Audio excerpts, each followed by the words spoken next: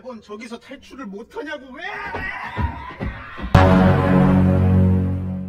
Halo, apa kabar semuanya? Semoga kalian semua sehat. Kali ini Masamo Movie akan membahas alur cerita film berjudul Jung-e yang dirilis tahun 2023. Film bertema sains fiksi yang menceritakan bumi yang sudah hancur karena perubahan iklim ekstrim dan kehidupan bumi didominasi oleh para robot.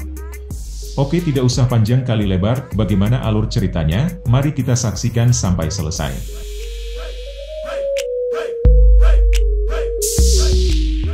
Di masa depan umat manusia memutuskan untuk pindah keluar angkasa karena permukaan laut naik karena perubahan iklim.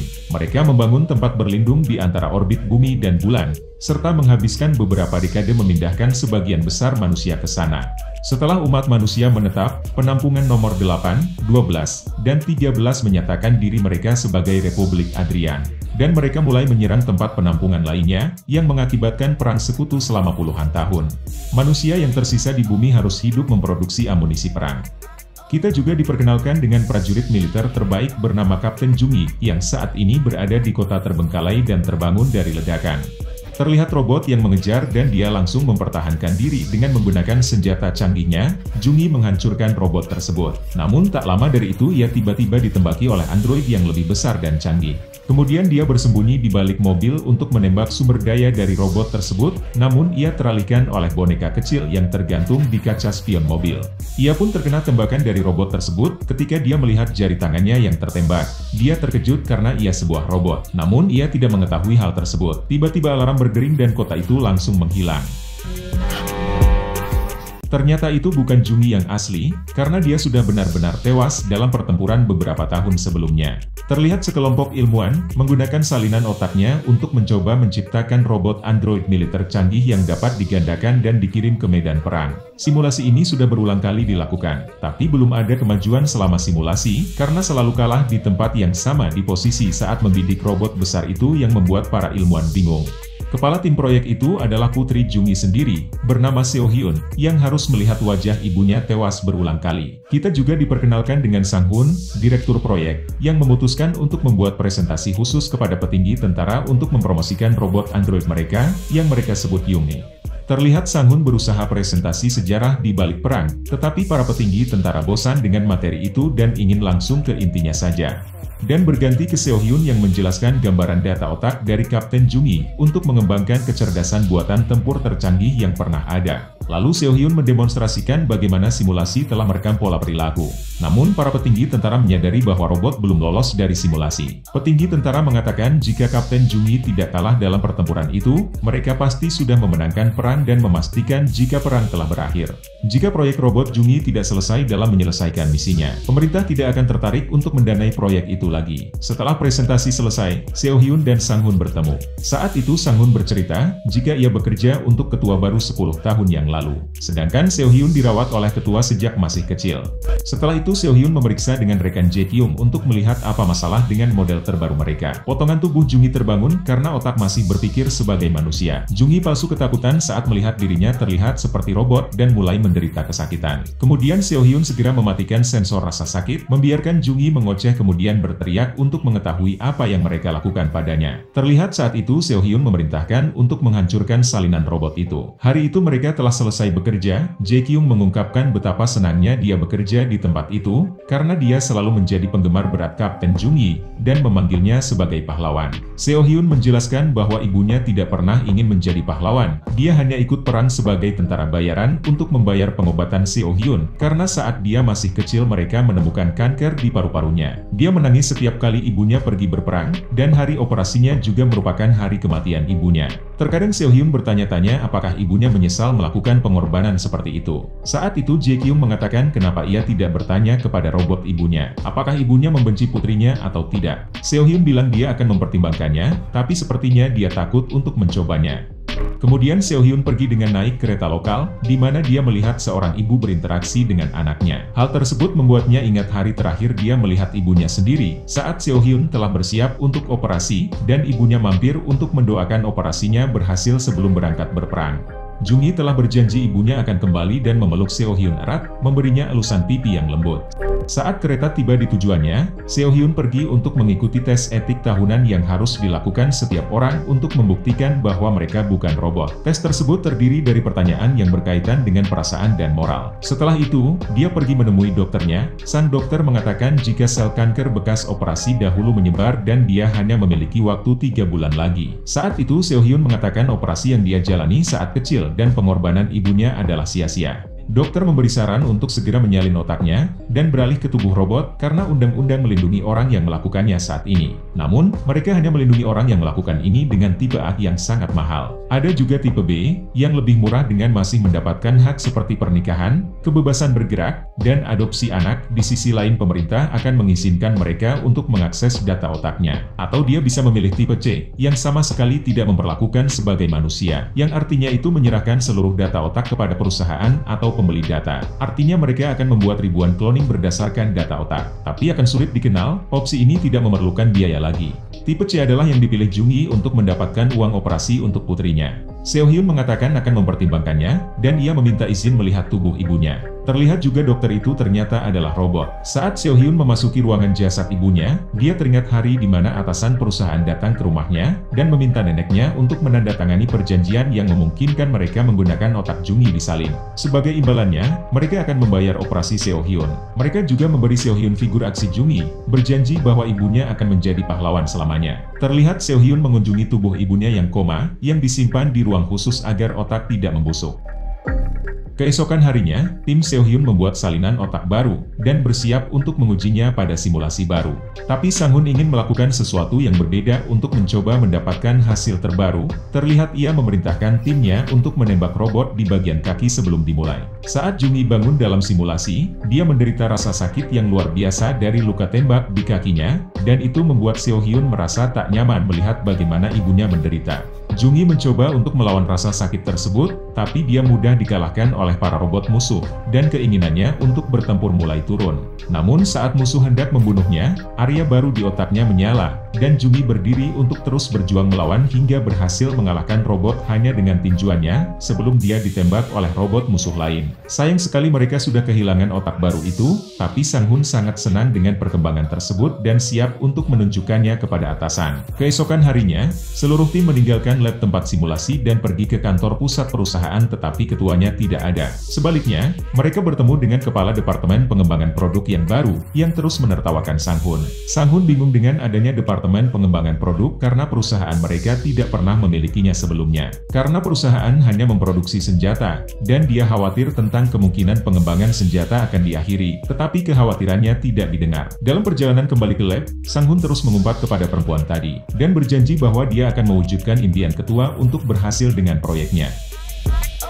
Beberapa hari kemudian, para tim melihat aksesoris robot baru yang bakal mereka gunakan untuk pengujian robot berikutnya. Tiba-tiba muncul seorang timnya mengatakan bahwa ketua telah datang untuk menemui mereka. Dalam perjalanan untuk menemui ketua, Sang Hun bertanya apakah Seo Hyun sudah mengikuti tes etik karena bisa saja secara mental terganggu, karena berurusan dengan ibunya sendiri sebagai percobaan. Setelah mereka berdua memasuki kantor, Sang Hun menjadi seperti patung. Ternyata dia sebenarnya adalah robot yang dibuat ketua dengan mereplikasi otaknya sendiri, tetapi Sang Hun tidak mengetahuinya. Ketua telah datang untuk membawa berita yang sangat penting. Pasukan Sekutu dan Republik Adrian menandatangani sebuah perjanjian, yang berarti perang telah berakhir dan senjata perang tidak diperlukan lagi. Ketua tidak menganggap penelitian yang mereka lakukan pada Jung-gi tidak ada gunanya, karena hal itu mengajari mereka banyak hal tentang mengembangkan kecerdasan buatan. Ketua mengatakan perlu mengembangkan produk untuk membuat robot pekerja rumah tangga dan pekerja jasa. Ketua mengakui rencana awalnya adalah terobsesi dengan teknologi replikasi otak untuk menyalin otak aslinya ke Sang Hun untuk hidup abadi. Tetapi pada akhirnya, ketua mengatakan jika robot Sang Hun tidak seperti dirinya yang asli. Seo Hyun ingin melanjutkan proyek ibunya, tetapi ketua menolak permintaannya. Beberapa jam kemudian, tim kembali bekerja untuk menyelesaikan simulasi, karena proyek harus diselesaikan dengan benar sebelum proyek itu dihentikan. Jung-gi terus sekarat di tempat yang sama dan Sang Hun sangat marah. Karena mereka tidak dapat mengaktifkan lagi area otak tak dikenal, Sang Hun memutuskan dengan berbagai ide ekstrim. Saat robot diaktifkan, Sang Hun kemudian memotong lengannya, sehingga Seo Hyun harus melihatnya menderita saat area nyeri di otaknya mencapai tingkat yang menyiksa. Area otak yang baru masih belum menyala, dan Sang Hun yang putus asa mencoba mencoba untuk menembak kaki robot di sebelahnya untuk mencocokkan luka kemarin. Seo Hyun akhirnya membentak dan mematikan sistem robot itu untuk menghentikan penderitaan Jungi, yang membuat Sang Hun marah mengancamnya menggunakan senjatanya. Terlihat saling melotot antara Seo Hyun dan Sang Hun, akan tetapi rekannya yang lain datang untuk memberitahu Sang Hun bahwa ketua ingin bertemu dengannya. Sang Hun pergi tanpa sepatah kata pun, dan Seo Hyun berterima kasih kepada timnya atas semua pekerjaan mereka. Seo Hyun mengatakan saatnya menghentikan proyek kepada timnya, tetapi dia meminta mereka mengumpulkan semua data yang telah mereka kumpulkan untuk mengirimkan kepadanya. Berlanjut ke Seo Hyun yang mengabaikan penyakitnya kambuh di paru-parunya, akhirnya ia berkonsentrasi untuk melihat data tentang ibunya. Yang mengejutkannya, Jae Kyung telah mengekspor data otak ibunya untuk terakhir kali tanpa sepengetahuannya. Seo Hyun pergi untuk menyelidiki, dan ketika dia berjalan melewati kamar Jae Kyung, dia mendengar beberapa suara mesum. Lalu ia masuk ke dalam. Apa yang dia temukan di sana cukup membuat Seo Hyun kaget. Terlihat robot Jungi telah berubah menjadi seksi dengan tampilan baru, yang dirancang untuk dimanfaatkan sebagai boneka pemuas. Setelah menutupi android dengan selimut, Seo Hyun yang marah mendorong Jae Kyung ke rak, dan mengatakan jika ia cabul, tetapi Jae Kyung menjelaskan bahwa dia hanya mengikuti perintah. Ternyata membuat kecerdasan buatan rumah tangga, termasuk menciptakan boneka untuk enak-enak, karena Jungi sangat populer, orang akan membayar banyak untuk memilikinya sebagai pacar mereka. Saat itu Jae Kyung mengatakan jika Jungi adalah tipe C, artinya dia bisa bebas digunakan oleh siapa saja dan untuk apa saja. Jungi pasrah mendengar hal tersebut, lalu ia meninggalkan ruangan sambil menangis. Tak lama dari itu, Seo Hyun kembali ke lab untuk menghabiskan waktu dengan robot ibunya sebelum proyeknya diambil. Sang Hun sudah berada di lab, ia depresi karena dia pikir dia kehilangan kepercayaan dari ketua dan alasan itulah mengapa proyek mereka dibatalkan. Saat Seo Hyun memasuki ruang robot, terlihat ia membangunkannya, kemudian mematikan sensor rasa sakit. Saat Jungi terbangun, Seo Hyun memberitahunya bahwa mereka telah menyelamatkannya dari musuh dan dia terluka parah, jadi dia akan membantunya mati dengan damai. Seo Hyun berniat untuk mematikannya. Area otak tak dikenal yang mereka cari, akhirnya menyala lagi saat Jungi bertanya apakah putrinya selamat dari operasi. Seo Hyun mulai menangis saat dia mengatakan bahwa operasi itu sukses. Jungi lega mendengarnya dan mengakui bahwa dia merasa bersalah selama pertempuran. Dia kehilangan boneka kecil yang diberikan putrinya sebelum berangkat untuk operasi, yang seharusnya menjadi jimat keberuntungannya. Itu sebabnya dia selalu kalah di tempat yang sama. Yang mengalihkan perhatiannya adalah melihat boneka kecil di dekat mobil dan dihantui rasa bersalah. Karena tidak kuat mendengar cerita tersebut, Seo Hyun mematikan sistem robot ibunya, berteriak dengan rasa bersalahnya sendiri.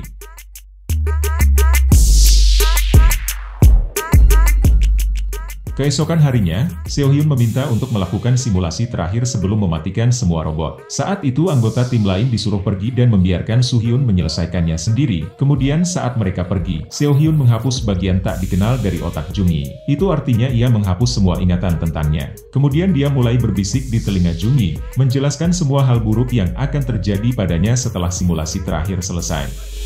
Saat simulasi terakhir dimulai, Jungi menjalani simulasi pertempuran yang biasa dan mati di tempat yang sama seperti biasanya. Jae Kyung saat itu menunjukkan respon otak lebih lemah, tetapi Sang Hun tidak peduli karena proyeknya sudah selesai. Terlihat karyawan lain akan mengambil robot itu dan Sang Hun mulai berjalan ke kamarnya, tiba-tiba menyadari bahwa dia juga melihat sesuatu yang aneh. Dia bergegas kembali ke lab dan meminta simulasi untuk diputar ulang dalam gerakan lambat. Sang Hun mengkonfirmasi kepada timnya bahwa Jungi tidak tertembak. Dia hanya berpura-pura dan jatuh di tempat yang biasa. Sang Hun langsung mengaktifkan alarm dan Jungi bereaksi dengan melumpuhkan karyawan yang membawanya pergi. Saat semua orang bersiap untuk tindakan darurat, Seo Hyun berlari kembali ke lab dan menghapus semua data proyek asli. Jungi mencari cara untuk melarikan diri dan menemukan ruangan yang dipenuhi puluhan robot yang mirip dengannya.